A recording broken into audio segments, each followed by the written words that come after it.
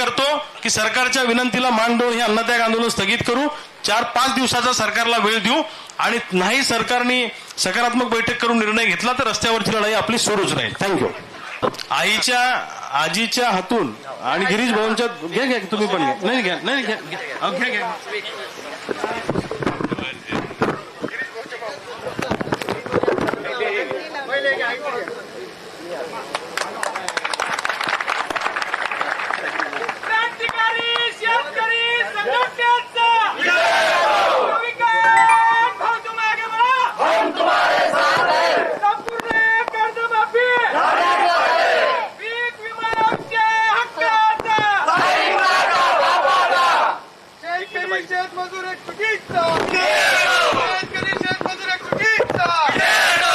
अन्नत्याग आंदोलन स्थगित झालेलं असलं तरी सुद्धा लढाई संपलेली नाही, ही गोष्ट लक्षात ठेवा.